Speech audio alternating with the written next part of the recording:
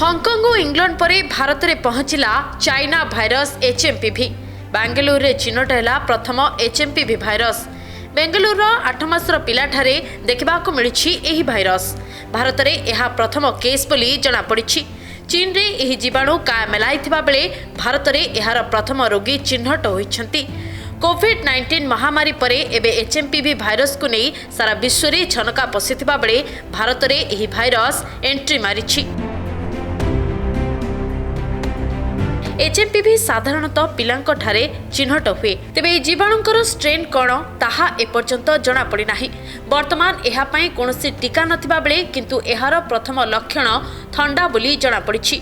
2023 मसीहारे Netherland, Britain, Finland, Australia, Canada, America एवं China रे HMPV चिन्हट होइतला। एबे भारत रे एहार प्रथम संक्रमण चिन्हट होइछि।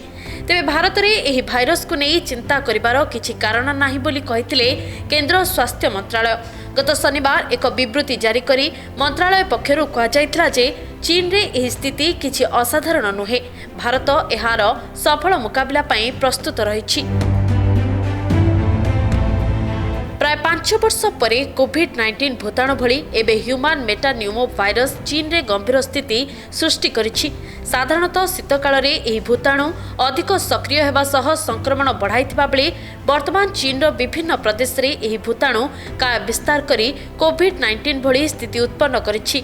स्थिति एमिति जे हॉस्पिटल रे बेड नथिबा बेले श्मशान रे शवदाह पई स्थान नाही। चीन रो एभली स्थिति को देखि एबे चिंता रे विश्ववासी। पुणी 5 वर्ष तलर कथा मने पकाई लोकंक भितरे भयर वातावरण सृष्टि होइछि। ब्यूरो रिपोर्ट, सकाळ न्यूज।